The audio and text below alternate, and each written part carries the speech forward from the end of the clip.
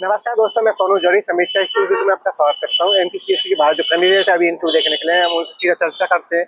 Interview का माहौल कैसा रहा, मैम का नाम जानेंगे। सबसे पहले मैम आपका नाम? मेरा नाम अंबिका गुप्ता है। मैं कहाँ से है मैम? मुरैना जिले से। मुरैना से है मैम। किस बोर्ड में था? मेरा कोस्टी सर के बोर्ड में था। कोई टीचर की बोर्ड में था।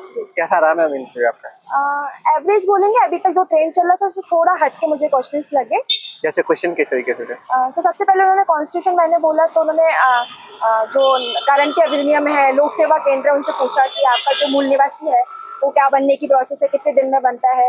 फिर उसके अलावा उन्होंने कॉन्स्टिट्यूशन की बुक्स पूछी तो मैंने डी डी वसू का बताया तो उन्होंने पूरा टाइटल पूछा कि बुक का क्या टाइटल है। फिर उन्होंने गैल्विन ऑस्टिन की बुक का पूछा कि ये कॉर्नस्टोन इसका क्या मतलब है और इसकी विषय वस्तु क्या है। तो उसके बाद जो दूसरे सर थे उन्होंने मेरे से ग्रामसी के बारे में पूछा और एक पूंजीवाद में जो फेल मतलब जो मार्क्सवादी क्रांतियां नहीं हुई उसके बारे में पूछा।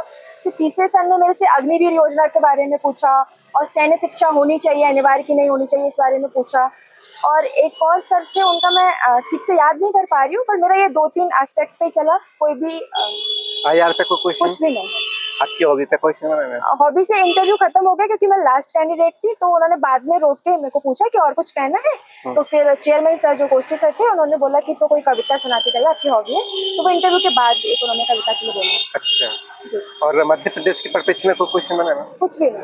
जैसे आप मुरैना से हैं तो मुरैना से कोई स्पेशल कुछ भी क्वेश्चन? नहीं, बस डेफ पढ़ते टाइम उन्होंने बताया कि आप मुरैना से हैं, अभी वर्तमान में उज्जैन रह रही है। करंट अफेयर में कोई क्वेश्चन? कुछ भी।